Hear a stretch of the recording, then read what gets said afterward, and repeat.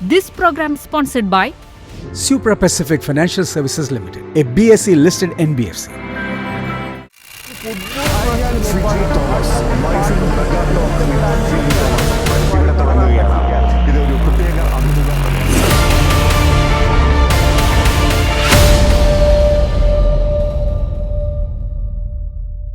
Rolling start camera.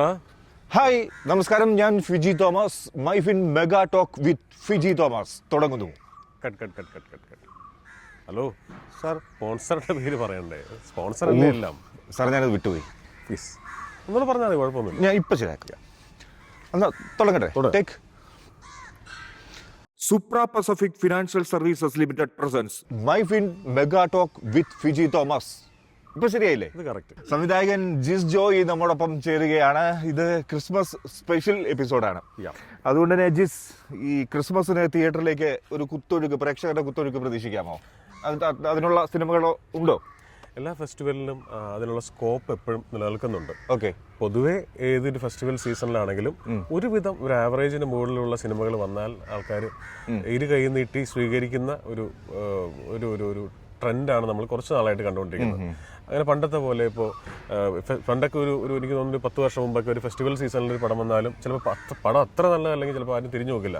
ആൾക്കാർ വേറെ circus എന്നൊക്കെ പറഞ്ഞുകൊണ്ട് പോകും. പക്ഷേ ഇപ്പോൾ കഴിഞ്ഞ വർഷങ്ങളൊക്കെ നോക്കിയാൽ അറിയാം, ഒരുവിധം ആവറേജിന് മുകളിൽ ഞങ്ങൾ പറയും ഒരു 55 മാർക്ക് വാങ്ങിച്ച സിനിമയാണെങ്കിൽ അതങ്ങ് വൻ ഹിറ്റായിട്ട് മാറുന്ന ഒരു ട്രെൻഡാണ് നമ്മൾ കാണുന്നത്. അപ്പം ക്രിസ്മസിനും ചില ഹിറ്റുകൾ നമുക്ക് പ്രതീക്ഷിക്കാം, ലാഭകരമായ ചില സിനിമകൾ ഉണ്ടാവും, ഉറപ്പായിട്ടും ഉണ്ടാവും. അപ്പോൾ ജിസ്, ഇത് നമ്മളുടെ ഒരു മൈഫിൻ TV ഒരു ബിസിനസ് ആൻഡ് ഫിനാൻസ് ചാനലാണ്. അതുകൊണ്ട് തന്നെ നമ്മുടെ ഫോക്കസ് ഒരു സിനിമയുമായി ബന്ധപ്പെട്ട് നമ്മൾ ആ എന്റർടൈൻമെന്റ് സൈഡ് ഒന്ന് മാറ്റി വെക്കുകയാണ്. നമ്മൾ ആ ഇൻഡസ്ട്രിയിൽ പിടിക്കുന്നു, ഫിലിം ഇൻഡസ്ട്രി. അതുകൊണ്ട് തന്നെ നമുക്ക് അത്തരത്തിലുള്ള ചോദ്യങ്ങളായിരിക്കും വരിക. ഒരു കുഴപ്പമില്ല. ഓക്കെ, അതെനിക്കൊരു പുതിയ പരിപാടിയാണ്. കാരണം ഇങ്ങനത്തെ ഒരു ഇന്റർവ്യൂ കൊടുത്തിട്ടില്ല. എപ്പോഴും ആ എന്റർടൈൻമെന്റ് ഫാക്ടർ നിർത്തിക്കൊണ്ടാണ് പറയുന്നത്. എന്റർടൈൻമെന്റ് ഫാക്ടർ അത് നമ്മുടെ ഒരു ഏരിയ അങ്ങനെയാണ്. അതുകൊണ്ട് തന്നെ ഒരു ഡിഫറെന്റ് ഒരു ഇന്റർവ്യൂ ആയിരിക്കും. ഓക്കെ, അപ്പൊ നമുക്ക് തുടങ്ങാം. ആദ്യത്തെ ചോദ്യം ഇതാണ്. അതായത് ഫിലിം ഇൻഡസ്ട്രിയിൽ, പ്രത്യേകിച്ച് മലയാളം ഫിലിം ഇൻഡസ്ട്രിയിൽ നിക്ഷേപിക്കുന്നത് ലാഭകരമാണോ? മലയാള ഫിലിം ഇൻഡസ്ട്രി മാത്രമല്ല, ഏതൊരു ഫിലിം ഇൻഡസ്ട്രിയിലും നിക്ഷേപിക്കുന്നത് ലാഭകരമാണ്, ഒരു സംശയമില്ല. ഒറ്റ കാര്യം എന്ന് പറയുന്നത്, സിനിമ ഈസ് ഓൾ അബൌട്ട് നമ്മൾ നേരത്തെ പറഞ്ഞ എന്റർടൈൻമെന്റ് ആണ്. ഈ എന്റർടൈൻമെന്റ് എന്ന് പറയുന്ന സംഗതി കൊടുക്കാൻ സാധിച്ചാൽ അതൊരു നല്ല ഇൻവെസ്റ്റ്മെന്റാണ്. അല്ലാതെ ഇപ്പോൾ നമ്മൾ പൊതുവെ സംഭവിക്കുന്ന ഒരു എപ്പോഴും ഒരു മെജോറിറ്റിനല്ല ഞാൻ പറയുന്നത്, ഇപ്പോൾ ഒരു പ്രൊഡ്യൂസറുടെ കൂടെ ഒരു അസിസ്റ്റന്റ് ഡയറക്ടർ അവന്റെ സംഘം ഇരുന്ന് ചിലപ്പോൾ അയാളുടെ കൂടെ യാത്ര ചെയ്യും, അയാളുടെ കൂടെ ചിലപ്പോൾ കാപ്പി കുടിക്കാൻ പോകും, ട്രിപ്പിന് പോകും. ഈ പോകുന്നതിനിടയ്ക്ക് ഒരു അറ്റാച്ച്മെന്റ് വരും. ഈ അറ്റാച്ച്മെന്റ് വരുമ്പോൾ ഈ കാശുള്ള ആള് പറയും, നീ ഒരു കഥ പറയടാ, ഞാൻ പ്രൊഡ്യൂസ് ചെയ്യാം. അപ്പൊ ഇവൻ പറയും, സാർ അങ്ങനെയാണെങ്കിൽ ഒരു കഥയുണ്ട്, ഒരു കഥ പറയും. ഈ കഥ പിന്നെ ഈ പ്രൊഡ്യൂസറെ സംബന്ധിച്ചിടത്തോളം അയാൾക്കത് വർക്കായോ ഇല്ലയോ എന്നുള്ളതല്ല, അയാൾക്ക് ഇവനോടുള്ള കമ്മിറ്റ്മെന്റ് ആണ്. ഞങ്ങളങ്ങനെ ഒത്തിരി കണ്ടിട്ടുണ്ട്. ആ കമ്മിറ്റ്മെന്റ് കൊണ്ട് ഓക്കെ, ഇവന് വേണ്ടി സിനിമ ചെയ്തില്ലെങ്കിൽ കുഴപ്പമില്ല, ഇയാള് കഴിഞ്ഞ 2 വർഷമായിട്ട് എന്റെ പുറകെ ഉണ്ടല്ലോ, ഇങ്ങനെ പടം എടുക്കുന്നതാണ് പ്രശ്നം. അതായത് അതിന്റെ കണ്ടന്റിലേക്ക് ഒരു ശ്രദ്ധ പോകുന്നില്ല, അതിന്റെ ഒരു കൊമേഴ്സ്യൽ ആസ്പെക്ട്സ് വരുന്നില്ല. ഇതൊരു വിഭാഗമാണ് ഞാൻ പറയുന്നത്. ഒരു വിഭാഗം പ്രൊഡ്യൂസേഴ്സ് ഇങ്ങനെ വരുന്നവരുണ്ട്. പിന്നെ ഇടയ്ക്ക് ഒരു പ്രൊഡ്യൂസർ വന്നു, പുള്ളി ഇങ്ങനെ ഒരു കുവൈറ്റ്, ഞാൻ രാജ്യം മാറ്റി പറയാം, കുവൈറ്റ് എന്ന് വെച്ചോളൂ, അവിടുത്തെ ഒരു കോൺട്രാക്ടറാണ്. അപ്പൊ അയാൾ ഇങ്ങനെ വന്നിട്ട് നമ്മളോട് പറയുന്നത് വെച്ചാൽ, ഇന്ന ആളെ വെച്ച് നിങ്ങളുടെ കോമ്പിനേഷൻ നല്ലതായിരിക്കും, അപ്പൊ നിങ്ങൾ ഒരുമിച്ച് ഈ കോമ്പിനേഷനിൽ സിനിമ ചെയ്യുന്നു. അപ്പൊ അവന് ചെയ്യാൻ സന്തോഷമുള്ള കാര്യങ്ങൾ ചെയ്യാമല്ലോ, നമുക്ക് ബജറ്റ് പ്രശ്നമല്ല, അതൊരു പ്രശ്നമാണ്. അപ്പൊ ശരി, എന്നാ പിന്നെ അത് ഓക്കെ. അപ്പൊ നമുക്ക് കഥ നോക്കാം. അല്ല, കഥ നോക്കിക്കോളൂ, പക്ഷേ പ്രശ്നം എന്ന് വെച്ച് കഴിഞ്ഞാൽ നമുക്ക് വരുന്നതിന്റെ പിന്നത്തെ മാസം ഷൂട്ട് ചെയ്യണം. ഞങ്ങൾ അതെങ്ങനെ ശരിയാവും, വരുന്നതിന്റെ പിന്നത്തെ മാസം അങ്ങനെ ഷൂട്ട് ചെയ്യും, ഒത്തിരി കാര്യങ്ങൾ, കഥ എഴുതണം, സ്ക്രിപ്റ്റ് ഫിനിഷ് ചെയ്യണം, ലൊക്കേഷൻ കാണണം, കുറെ കാര്യങ്ങൾ. അല്ല, അതൊക്കെ നിങ്ങൾക്ക് വിചാരിച്ച പെട്ടെന്ന് നടക്കും, അത് നിങ്ങൾ വിചാരിച്ച പെട്ടെന്ന് നടക്കും, അപ്പൊ നിങ്ങൾക്ക് പെട്ടെന്ന് ചെയ്യാൻ പറ്റും. അത് ഞങ്ങൾ അങ്ങനെ ചെയ്യില്ല. നമ്മള് പ്രൊഡ്യൂസർ അല്ലല്ലോ, കുറച്ച് പ്രീ പ്രൊഡക്ഷൻ കാര്യങ്ങളുണ്ട്, എല്ലാം ഉണ്ടല്ലോ. പ്രൊഡ്യൂസർ ആവാന്നുള്ളത് മാത്രമല്ലല്ലോ, പ്രൊഡ്യൂസർ ആവുന്നത് ഓഫ് കോഴ്സ് വലിയ കാര്യമാണ്. അപ്പോഴാണ് ഇദ്ദേഹം കാര്യം പറയുന്നത്. ഇദ്ദേഹം കോൺട്രാക്ടറാണ് ഇന്ന രാജ്യത്ത്, ഇദ്ദേഹത്തിന്റെ കോൺട്രാക്ടറാണ്. അപ്പോൾ ഇദ്ദേഹം അവിടെ നോമ്പ് സീസൺ തുടങ്ങാൻ പോവാണ്. അപ്പോൾ ആ 30-40 ദിവസങ്ങളിൽ അദ്ദേഹത്തിന്റെ അറബി ഓസ്ട്രേലിയയിലേക്ക് പോകും. പോകും. ആ ഗ്യാപ്പിൽ എനിക്ക് എങ്ങോട്ട് വരാൻ പറ്റുള്ളൂ. അപ്പൊ അതിനകത്ത് ഷെഡ്യൂൾ ഫിക്സ് ചെയ്ത് തിയേറ്ററിൽ പടം എത്തിയിരിക്കണം. അല്ല പടം എത്തില്ല, ഷൂട്ട് നടക്കണം. ഷൂട്ട് നടക്കണം. ഷൂട്ട് വരുന്നതിന്റെ പിന്നത്തെ മാസം, അതായത് നോമ്പ് തുടങ്ങി നോമ്പ് തീരുന്നതിന് മുമ്പ് ഷൂട്ട് തീരണം. കാരണം അത് കഴിഞ്ഞാൽ പുള്ളിക്ക് മറ്റേ പുള്ളി വരും. അപ്പോഴത്തേക്കും അവിടെ ഹാജരൊക്കെണ്ടാണ്. ഞാനിത് ഇതൊക്കെ നടന്ന കാര്യങ്ങളാണ്. അപ്പൊ ഞാൻ പറയുന്നത് ഇങ്ങനെയും പ്രൊഡ്യൂസേഴ്സ് ഉണ്ട്. അപ്പം നമ്മൾ പറയില്ല, ഇത് ഫിജാൻ ചോദിച്ച ചോദ്യം ഇതായിരുന്നു, അതായത് ഇത് ലാഭകരമാണ് എന്ന് പറയുന്നത്. ലാഭകരമാവുമ്പോൾ നമ്മൾ എന്ത് തരം ഇപ്പൊ ഒരു ബിസിനസ് തുടങ്ങും. ഇപ്പൊ നമ്മൾ ഈ ഇരിക്കുന്ന ഇന്റർവ്യൂ പോലും ഒരു പ്രൊഡക്ഷനാണ് അല്ലേ? അതിനകത്ത് ഇപ്പോൾ ₹1 ₹2 അതിനകത്തൊരു ഇൻകം എക്സ്പെൻസ് എന്ന് പറയുന്ന സംഗതി കൂടി നമ്മൾ ബോധേഡാണ്. ആരാണ് ഇതിന്റെ പ്രൊഡക്ഷന്റെ പുറകിലുള്ളത്? ഞാനിപ്പോ ഈ ഇന്റർവ്യൂ തുടങ്ങിയപ്പോൾ കട്ട് സ്പോൺസറുടെ പേര് പറഞ്ഞില്ലല്ലോ എന്ന് പറഞ്ഞാൽ എല്ലാത്തിനും അങ്ങനെ ഒരു ബിസിനസ് സാധ്യത ബാക്കിലുണ്ടല്ലോ. അത് പഠിക്കാതെ ചെയ്യുമ്പോഴാണ് ഇത് നഷ്ടമായി പോകുന്നത്. പക്ഷെ ഒന്ന് ആലോചിച്ച് നോക്കൂ, ഇപ്പൊ ഈ കഴിഞ്ഞ ഇടയ്ക്ക് വന്ന സിനിമകൾ നോക്കൂ. വളരെ ചെറിയ സിനിമകൾ എത്ര മനോഹരമായിട്ടാണ് പ്രേക്ഷകർ ഏറ്റെടുത്തത്. ഇപ്പൊ ഏറ്റവും പുതിയ എക്കോ എന്ന് പറഞ്ഞ പടം ആയിക്കോട്ടെ, ജാനയമ്മൻ, ജയ് ജയ് ഹോ എന്ന് പറഞ്ഞ പടം, ഇപ്പൊ ഞാൻ ചെയ്ത Sunday holiday, Vijay super power, ഇതൊക്കെ കൊച്ചു സിനിമകൾ, വലിയ ക്യാൻവാസിൽ വന്ന പടങ്ങളല്ല. അപ്പോൾ ഒരു സിനിമ ചെയ്യാൻ ആഗ്രഹിക്കുന്ന ഒരാളെ സംബന്ധിച്ചിടത്തോളം അതിന് ഏറ്റവും മനോഹരമായ ഒരു കാലത്താണ് നമ്മൾ ജീവിക്കുന്നത്. കാരണം ഇവിടെ വലിയ വിധേയത്വങ്ങളില്ല, വലിയ പ്രീ പ്രോട്ടോകോൾസ് വിഷയമല്ല, താരങ്ങൾ വിഷയമല്ല, ഉള്ളി കണ്ടന്റ് മാത്രമാണ് ഇമ്പോർട്ടന്റ് എന്ന് തെളിയിച്ചുകൊണ്ടിരിക്കുന്ന ഒരു കാലം. എക്കോ എന്ന് പറയുന്ന ഏറ്റവും പുതിയ പടം അതിന്റെ എക്സാമ്പിളാണ്. അല്ലെങ്കിൽ ഇപ്പൊ കളങ്കാവൽ എന്ന് പറയുന്ന സിനിമ, പണ്ട് നമുക്ക് ആലോചിക്കാൻ പറ്റുമോ മമ്മൂക്കയെ പോലത്തെ ഒരു നായകൻ, ഇത്രയും ഫാമിലി പ്രേക്ഷകരുള്ള ഒരു നായകൻ, അദ്ദേഹം ഒരു നെഗറ്റീവ് ക്യാരക്ടർ, കട്ട നെഗറ്റീവ് ക്യാരക്ടർ എന്നൊക്കെ പറയുന്ന സ്ത്രീകളെ കൊല്ലുന്നു എന്നൊക്കെ പറയുന്ന പോലത്തെ കഥാപാത്രം ചെയ്യുന്നതിനെ കുറിച്ച് ആലോചിക്കാൻ പറ്റില്ല. അത് ഈ കാലം കൊണ്ടുവന്ന മാറ്റമാണ്, ഈ കാലം ഉണ്ടാക്കി വെച്ച മാറ്റമാണ്. അപ്പോ എനിക്ക് ചോദിക്കാനുള്ളത്, ഇപ്പൊ കണ്ടന്റിന്റെ കാര്യം പറഞ്ഞു. ഇപ്പോ ഈ സിനിമകൾ, പ്രത്യേകിച്ച് മലയാള സിനിമകൾ വിജയിക്കണമെങ്കിൽ അത് ഒരു കണ്ടന്റ് ഡ്രിവൺ ആകണോ അല്ലെങ്കിൽ ഒരു ബിഗ് ബഡ്ജറ്റിലേക്ക് പോകണോ? എന്താണ് അതിന്റെ ഒരു റേഷ്യോ നിങ്ങൾ കാണുന്നത് എങ്ങനെയാണ്? അല്ല, എന്നോട് ചോദിച്ചാൽ, ഞാനെന്ന സംവിധായകനോട് ചോദിച്ചാൽ കോണ്ടന്റ് ഡ്രിവൺ ആണ് എപ്പോഴും പറയുന്നത്. കാരണം വെച്ചാൽ അത് തന്നെ ശാശ്വതമായിട്ട് നിലനിൽക്കുള്ളൂ. പൈസ ഉള്ള ഒരാൾക്ക് ചെയ്യാൻ പറ്റുന്ന ഒരു സിനിമ എല്ലാവർക്കും ചെയ്യാം. ഇത് എന്നോട് വിജയ് സൂപ്പറും പൗർണമിയും കണ്ടിട്ട് ബാലേന്ദ്ര മേനോൻ സാറ് പിറ്റേ ദിവസം രാവിലെ വിളിച്ചിട്ട്, ഞങ്ങൾ ആദ്യമായിട്ട് സംസാരിക്കുന്ന അങ്ങനെയാണ്, ഇപ്പൊ എപ്പോഴും സംസാരിക്കും. 2019 അന്ന് അദ്ദേഹം ലുലുന്ന് പടം കണ്ടു. പിറ്റേ ദിവസം രാവിലെ ഇവിടെ നിന്ന് നമ്പർ എടുത്ത് എന്നെ വിളിച്ചിട്ട് പറഞ്ഞൊരു പോയിന്റ് അതാണ്, മോനെ ഒത്തിരി പടങ്ങൾ വരുമ്പോൾ ഇനി ശ്രദ്ധിക്കേണ്ട ഒരു കാര്യം, ഇതുപോലത്തെ ഒരു ഹൃദയമുള്ള സിനിമകൾ ചെയ്യാൻ ശ്രമിക്കണം. അല്ലാതെ പൈസക്കാരൻ എടുക്കുന്ന പടം എടുക്കരുത്. അതെടുക്കാൻ കുറെ ആൾക്കാരുണ്ട്. കയ്യിൽ കാശുണ്ടെങ്കിൽ നിങ്ങൾക്ക് ഏറ്റവും വലിയ കൊറിയോഗ്രാഫർ കിട്ടും, സ്റ്റണ്ട് മാസ്റ്ററെ കിട്ടും, ഏറ്റവും വലിയ ക്യാമറമാനെ കിട്ടും, ഏറ്റവും വലിയ ലൊക്കേഷൻസ് കിട്ടും. കാശ് കൊണ്ട് കിട്ടാത്തൊരു സാധനമാണ് ഈ ഈ ഇമോഷൻ, ആ കമ്മ്യൂണിക്കേഷൻ. അദ്ദേഹത്തിന്റെ ചിത്രങ്ങളും അങ്ങനെയൊക്കെ തന്നെയാണ്. അത് തന്നെ അദ്ദേഹം പറഞ്ഞത്. അതുകൊണ്ടാണ് ഒരു ബാലചന്ദ്ര മേനോനും ഒരു സത്യനന്ദിക്കാടും ഒരു ഫാസിലും ഒരു സിബി മലയിലും അവിടെ അധികം കോമ്പറ്റീഷൻ ഇല്ല. ഇപ്പുറത്ത് ഒരുപാട് കോമ്പറ്റീഷൻ ഉണ്ട്. എന്തായാലും ഈ ഇമോഷനെ വെല്ലാൻ ഈ ബിഗ് ബഡ്ജറ്റുകൾക്ക് സാധിക്കില്ല. ഇമോഷനാണ് എപ്പോഴും ഷെൽഫ് ലൈഫ് ഉണ്ടാവുക. ഇപ്പോ ജിസ് ഇപ്പോ സിനിമയിൽ എൻ്റർ ചെയ്തിട്ട് വർഷങ്ങളാവുന്നു. ഏകദേശം എത്ര വർഷങ്ങളായിരിക്കും? സംവിധായകനായിട്ട് 12 വർഷം. 12 വർഷം. 2013 ബൈസിക്കിൾ തീവ്സ് ഉണ്ടായത്. ഓക്കെ. അപ്പൊ ഈ 12 വർഷം കൊണ്ട് ഒരു പതിറ്റാണ്ടിനപ്പുറം അല്ലേ ജിസ് സിനിമയിൽ ഒരു ഡയറക്ഷൻ ഈ രീതിയിലേക്ക് വരുന്നു. അതിനു മുമ്പ് തന്നെ പരസ്യ ചിത്രങ്ങളും അതുപോലെ ടെലിവിഷൻ പ്രോഗ്രാംസും ഒരു പ്രൊഡ്യൂസർ ഒക്കെ ആയിരുന്നു. അപ്പോൾ ആ കാലങ്ങളൊക്കെ എനിക്ക് അറിയാൻ വ്യക്തമായി.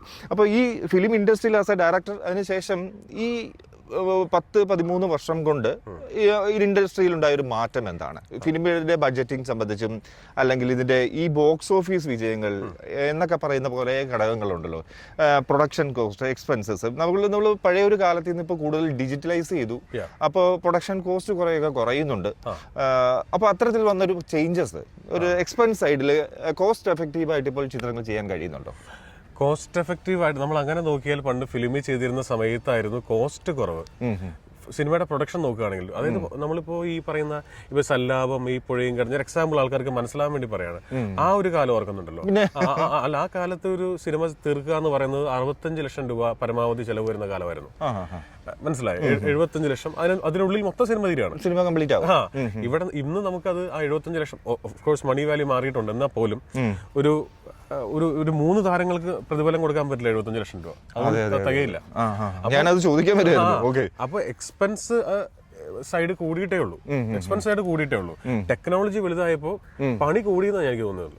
ആണോ? സൗകര്യം കൂടിയുമ്പോൾ പണി കൂടുമല്ലോ. അതായത് പണ്ട് ഏറ്റവും ചെറുതായിട്ട് പറഞ്ഞാൽ, പണ്ട് നമ്മൾ ഈ ഫിലിം ക്യാമറ ഞാൻ ഷൂട്ട് ചെയ്തിട്ടുണ്ട്. ഒത്തിരി പരസ്യങ്ങൾ, ഒരു 250 പരസ്യങ്ങളെങ്കിലും ഫിലിം ക്യാമറ ഷൂട്ട് ചെയ്തിട്ടുണ്ട്. അന്ന് ഞാൻ വരുമ്പോൾ ഡിജിറ്റലില്ല. 2004 ഞാൻ ഫിലിം തുടങ്ങുന്നത്. 2004 മുതൽ 2008 2009 വരെയൊക്കെ ഫിലിം ക്യാമറ ഉള്ളൂ. ഈ ഫിലിം ക്യാമറയിൽ ഈ ഒരു ക്യാൻ ഫിലിം എന്ന് പറയുന്നത് 11,500 രൂപയാണ് ഞങ്ങൾ നിർത്തുമ്പോൾ. ഒരു ക്യാൻ്റെ ഒരു ചോറ്റുപാത്രം, വലിയ ചോറ്റുപാത്രം പോലെ ഇരിക്കുന്ന സാധനമാണ് ഒരു ക്യാൻ എന്ന് പറയുന്നത്. 11,500 രൂപ കൊടുത്താലാണ് ഇത് കിട്ടുക, ഫിലിം കിട്ടുക. ഒരു ഫിലിം ക്യാമറയിലിട്ട് ഓടുന്നത് 4 മിനിറ്റാണ്. 4 മിനിറ്റ് കഴിയുമ്പോൾ അത് കഴിഞ്ഞു, ആ പെട്ടി കഴിഞ്ഞു. അത്രേ ഉള്ളൂ. അത്ര മാത്രമേ ഷൂട്ട് ചെയ്യാൻ പറ്റുള്ളൂ. അത്രേ ഉള്ളൂ. 4 മിനിറ്റ് കഴിഞ്ഞാൽ പെട്ടി കഴിഞ്ഞു. അപ്പൊ നമ്മൾ ഒരു ആഡ് ഫിലിം ഷൂട്ട് ചെയ്യുമ്പോൾ 5 ബോക്സ് വാങ്ങിച്ചു വെച്ചിട്ടുണ്ടാവും. ഇത് എവിടെ നിന്ന് വരണം? ചെന്നൈയിൽ നിന്ന് വരണം. മനസ്സിലായി? ഇവിടെ ഒരാൾ അരി വറക്കാൻ തുടങ്ങിയിട്ട് ഇത് മനസ്സിലായി, ഇത് തെറ്റിച്ചുകൊണ്ടേയിരുന്നാൽ വേറെ മാർഗമില്ല. 5ാമത്തെ ക്യാൻ തീർന്നാൽ നമുക്ക് നോക്കിയിരിക്കാന്നല്ലാണ്ട് മനസ്സിലായോ? അതിന്റെ ബുദ്ധിമുട്ട് മനസ്സിലായി. എനിക്കൊന്ന് ജിസിന് ആ കാലഘട്ടത്തിലൂടെ കടന്നു പോകാൻ പറ്റിയത് മഹാഭാഗ്യമാണ്. ഫിലിം ക്യാമറ എന്ന് ചെറിയ പരിപാടിയല്ല. അത് ഷൂട്ട് കഴിഞ്ഞ് നമ്മൾ ബോംബെ പോയിട്ട് കൊഡാക്കിൽ കൊണ്ടുപോയി പ്രോസസ് ചെയ്യണം. അത് കഴിഞ്ഞ് നമ്മൾ ടെലിസിനി എന്ന് പറഞ്ഞ ഫോർമാറ്റ് ഉണ്ട്. അത് കഴിഞ്ഞിട്ടാണ് എഡിറ്റിംഗ് തുടങ്ങുന്നത്. ഞാൻ മിനിഞ്ഞാന്ന് ഷൂട്ട് ചെയ്ത ആഡിന്റെ എഡിറ്റിംഗ് അവിടെ തുടങ്ങി.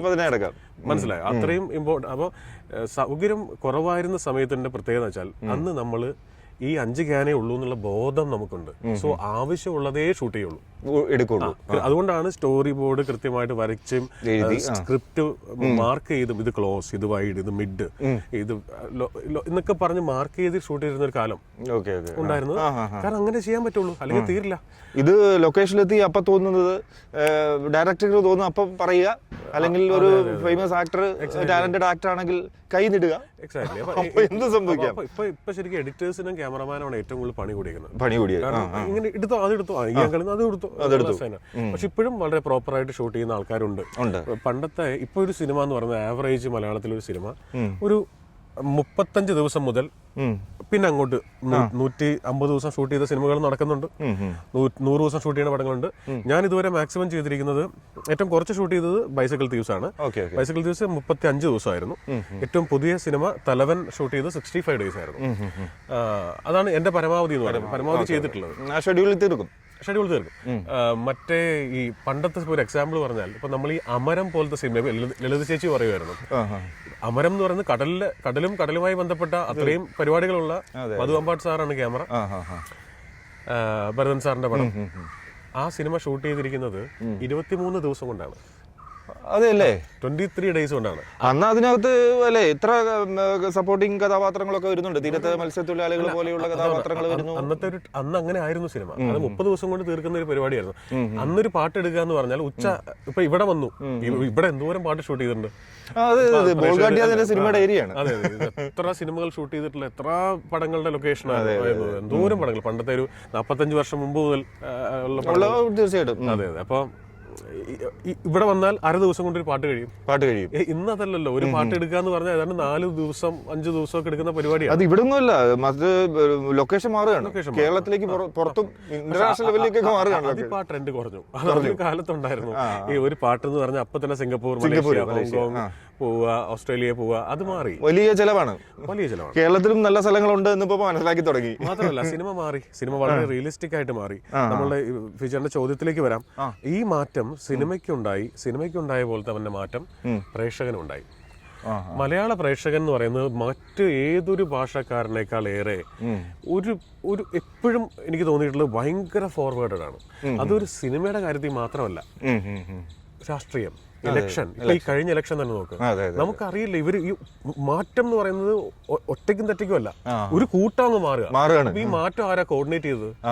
അതാണ് പിടിയിട്ടതാണ്.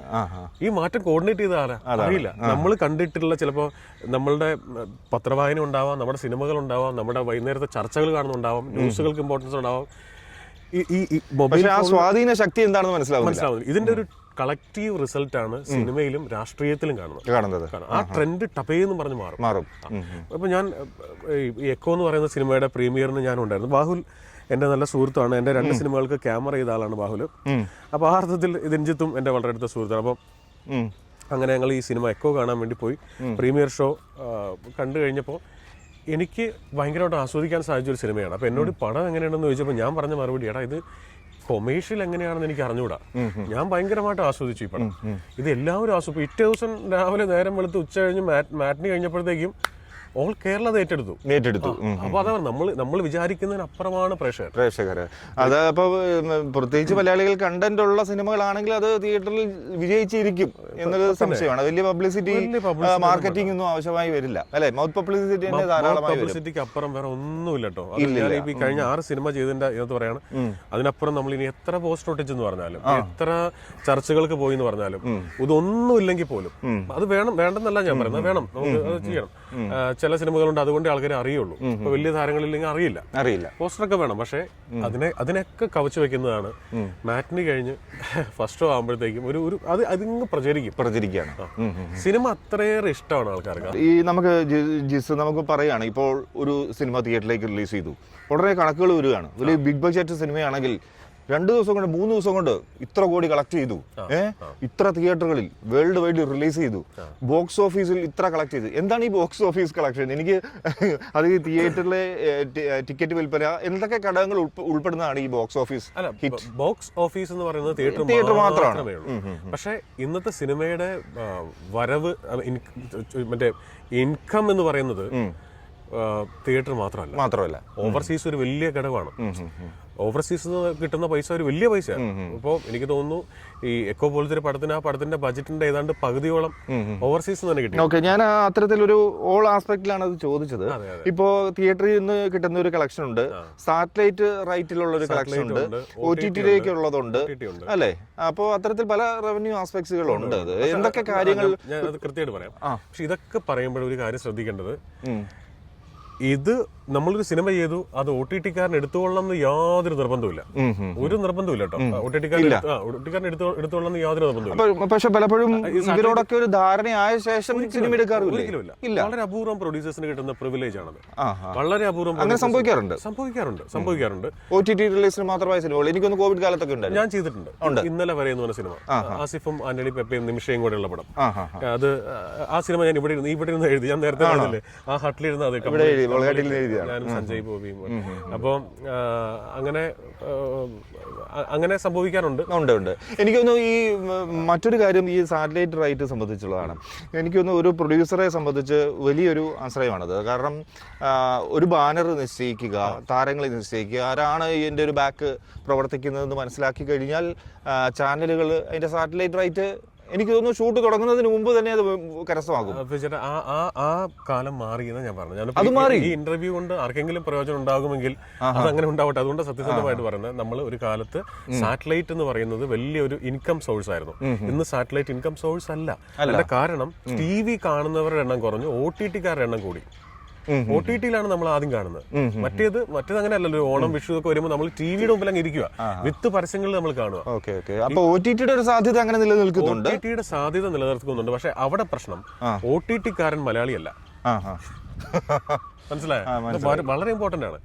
ഈ ഇരിക്കുന്ന OTT-കാരിൽ 85% തീരുമാനം എടുക്കുന്നവൻ മലയാളിയല്ല. അവന് മനസ്സിലാവുന്ന സിനിമയെ അവൻ കൈ കൊടുക്കുള്ളൂ, അവൻ ഒപ്പിടുള്ളൂ.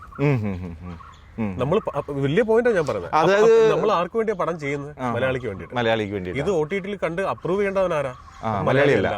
അവന്റെ ഇഷ്ടാനിഷ്ടങ്ങൾ ഒരുപക്ഷെ നമ്മളുടെ ഇവിടുത്തെ കല്യാണരാമൻ, പഞ്ചാബി ഹൗസോ, അല്ലെങ്കിൽ മറ്റേ പുലിവാലി കല്യാണമോ, ഈ ജയ് ജയ് ഹോ ചിലപ്പോ അവന് മനസ്സിലായിക്കൊള്ളുന്നില്ല. അവന്റെ ടേസ്റ്റ് വേറെയാണ്. അതിൽ ആക്ഷൻ വേണം, മസാല വേണം, എന്തുവാ. ഞാൻ പറഞ്ഞ ഇറ്റ് കുഡ് ബി എനിത്തിങ്. അതുകൊണ്ടാണ് നമ്മളിപ്പോ ശ്രദ്ധിച്ചാൽ മനസ്സിലാവും, ഈ ത്രില്ലറുകളുടെ വരവ് ഇത്തരം കൂടാൻ കാരണം ഇതാ. അത് അവന്മാർക്ക് എല്ലാം മനസ്സിലാവും. അത് ശരി. ഇത് ലോകത്ത് ഈ ത്രില്ലറിന്റെ പ്രത്യേകത അതാണ്.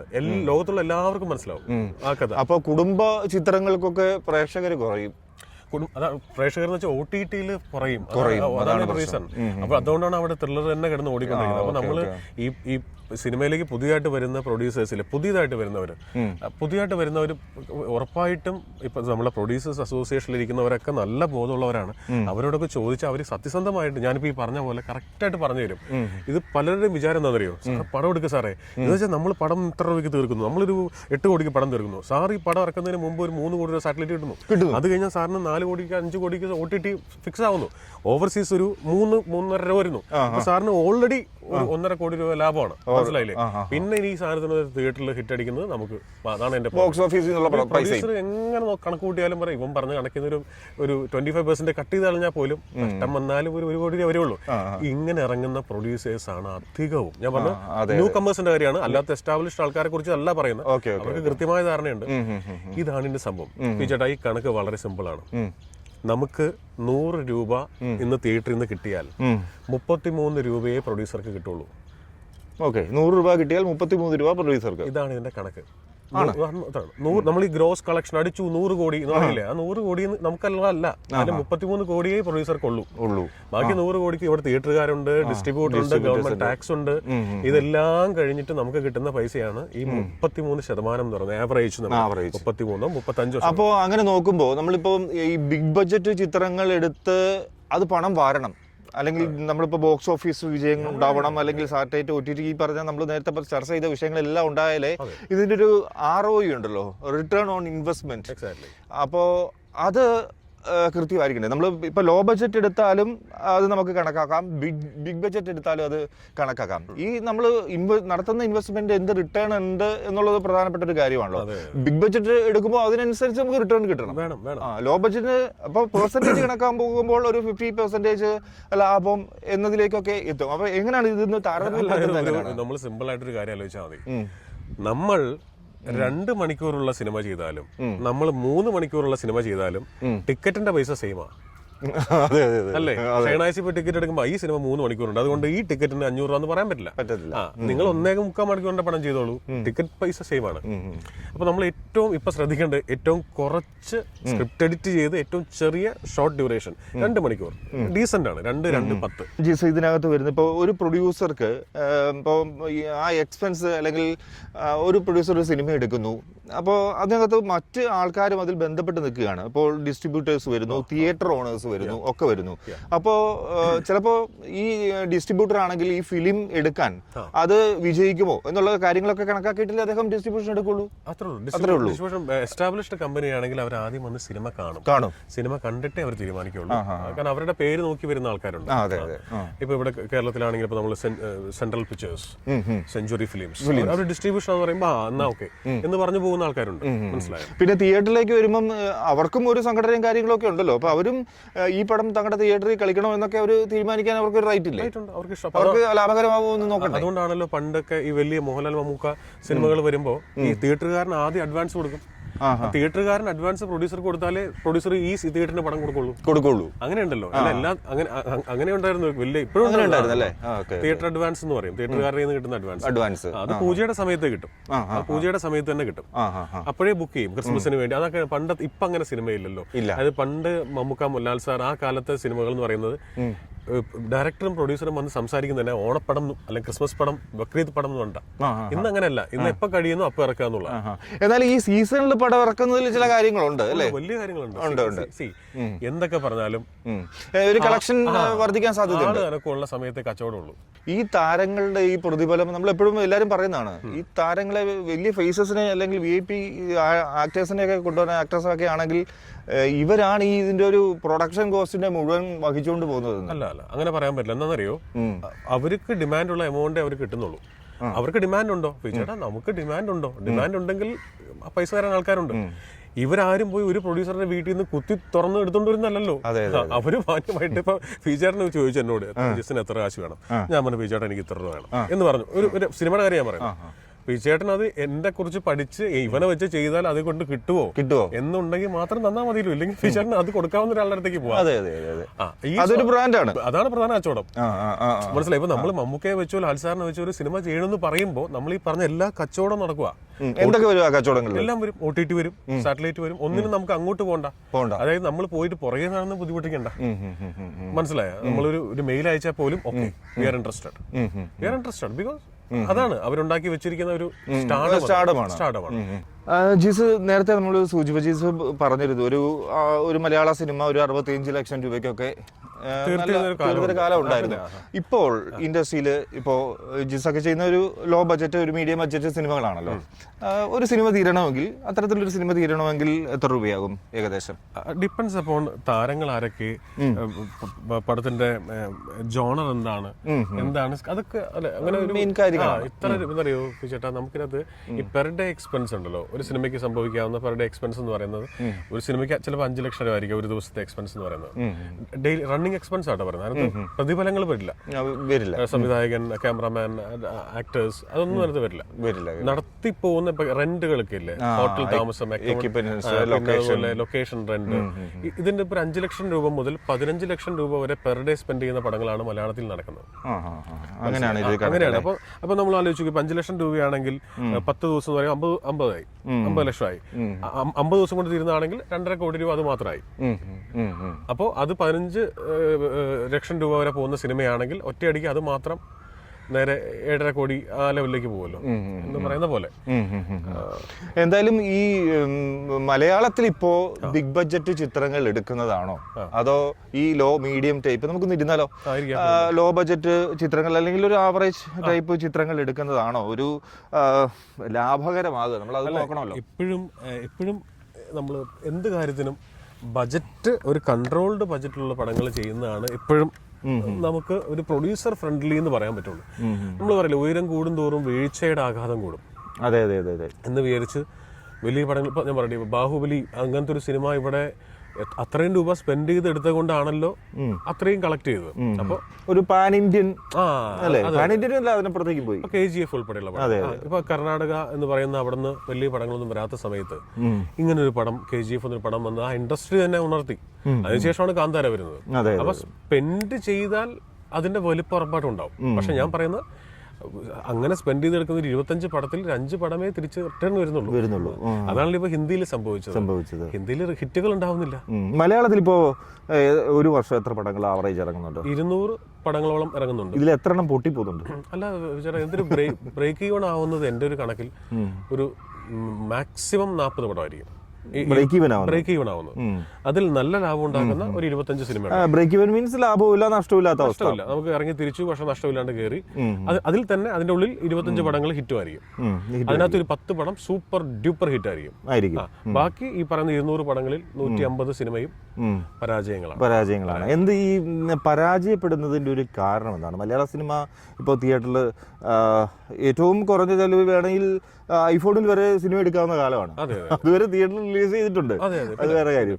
അപ്പോ ഈ ഒരു സിനിമ, മലയാള സിനിമ ഇപ്പോ കേരളത്തിൽ പരാജയപ്പെടുന്നതിന്റെ ഒരു കാരണം എന്തൊക്കെയായിരിക്കും? കോണ്ടന്റ് ഇല്ലായ്മ തന്നെയാണ്. അത് ഇപ്പൊ ഞാനല്ലേ പറഞ്ഞു, ഇപ്പൊ ഈ ഏറ്റവും പുതിയ ഇപ്പൊ സന്ദീപ് അഭിനയിച്ച എക്കോ എന്ന് പറഞ്ഞ പടം പോലും അത് പ്രൂവ് ചെയ്തിരിക്കുകയാണല്ലോ. അതിലിപ്പോ നമുക്ക് ഭയങ്കര മാർക്കറ്റ് വാല്യൂ ഉള്ള ആരും അതിനകത്ത് ഉണ്ടായിരുന്നില്ല, അല്ലേ? ഭയങ്കര തിയേറ്റർ പൊളിക്കുന്ന ആൾക്കാരൊന്നും ഉണ്ടായിരുന്നില്ല. പക്ഷെ കോണ്ടന്റ് ഉണ്ടായിരുന്നു. ആൾക്കാർക്ക് എപ്പോഴും ആ പുതുമയാണ് വേണ്ടത്. പണ്ടത്തെ പോലെ എല്ലാം ഒന്ന് സ്പൂൺ ഫീഡ് ചെയ്യേണ്ട കാര്യമില്ല. ചില കാര്യങ്ങൾ പറയാതെ വെച്ചാൽ പോലും ആൾക്കാർക്ക്, മലയാളികൾ ഈ കണ്ടന്റ് എന്ന് വെറുതെ വിടില്ല, അല്ലേ? അതിൽ പിടിച്ചിരിക്കും. എന്ത് കാര്യത്തിനും. ഇപ്പോ ഈ അന്യഭാഷാ ചിത്രങ്ങൾ നമ്മൾ വിജയ്, കമൽഹാസൻ, അതുപോലെ രജനീകാന്ത്, അല്ലു അർജുൻ ചിത്രങ്ങളൊക്കെ ഇപ്പോൾ റീമേക്ക് ചെയ്ത്, ചിലൊക്കെ തെലുഗു സിനിമകളൊക്കെ മീൻസ് ഡബ് ചെയ്ത് വരുന്നുണ്ട്. ഒപ്പം മറ്റേ സിനിമകളൊക്കെ, രജനീകാന്ത് സിനിമകളൊക്കെ അതുപോലെ തന്നെ വരുന്നുണ്ട്, ആ ഭാഷയിൽ തന്നെ വരുന്നുണ്ട്. അപ്പോൾ ഇതിൻ്റെ ഒരു കളക്ഷൻ എങ്ങനെയാണ്? ഈ അന്യഭാഷകളുടെ ഒരു കേരളത്തിലെ കളക്ഷനൊക്കെ എങ്ങനെയാണ്? അന്യഭാഷയിൽ ഈ പറഞ്ഞ പോലെ വലിയ തുകയ്ക്കാണ് ഇപ്പൊ വലിയ ഗോകുലം പോലത്തെ, ലിസ്റ്റിൻ പോലത്തെ അങ്ങനെയുള്ള ആൾക്കാരാണല്ലോ ഇവിടെ എടുക്കുന്നത്. അവര് സിനിമ കാണാൻ പറ്റുമെന്ന് വെച്ചാൽ സിനിമ കണ്ടിട്ടൊന്നും ആയിരിക്കും എടുക്കുന്നത്. സംസാരിക്കാൻ വേണ്ടി ചെല്ലുമ്പോൾ സിനിമയുടെ ഏതാനും ഭാഗങ്ങളും പാട്ടും ഇടിയൊക്കെ കാണിക്കും. അതിന്റെ എൻറ്റയർ പടം ഒരിക്കലും കഴിഞ്ഞിട്ടില്ല. അതാണ് സത്യം. ഇപ്പൊ അല്ലു അർജുന്റെ പുഷ്പ 1 ഞാനിവിടെ ഡബ് ചെയ്തുകൊണ്ട് തിയേറ്റർ റിലീസ് ചെയ്യണതിന്റെ തലേ ദിവസം ഇവിടെ പ്രൊമോഷൻ നടന്നുകൊണ്ടിരിക്കുക. ഇവിടെ ഹയാത്തിൽ അല്ലു അർജുൻ വന്നിട്ടുണ്ട്. അപ്പോഴാണ് ഞാൻ അറിയുന്നത്, അതായത് ബാക്കി ആരും വന്നിട്ടില്ല, ഡയറക്ടർ വന്നിട്ടില്ല, വേറെ ആരും വന്നില്ല. അതിന്റെ കാരണം എന്താ? ബോംബെയിൽ പണി നടക്കുന്നേ ഉള്ളൂ, മറ്റന്നാൾ റിലീസാ. മാർക്കറ്റിംഗ് നടക്കുന്നുണ്ട്. അപ്പൊ ഇതാണ് അവസ്ഥ. ഈ അവസ്ഥയിൽ പോയി ഡിസ്ട്രിബ്യൂട്ടർക്ക് ഇത് പടം കാണിച്ചു തരണം നടക്കണ കേസല്ല.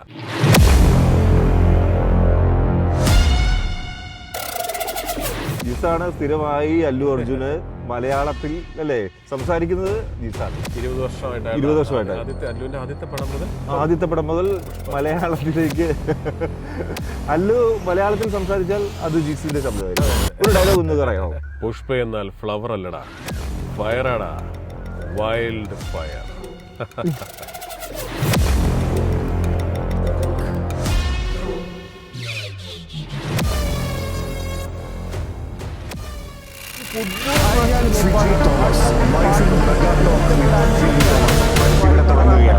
ഇതൊരു പ്രത്യേക അഭിമുഖം.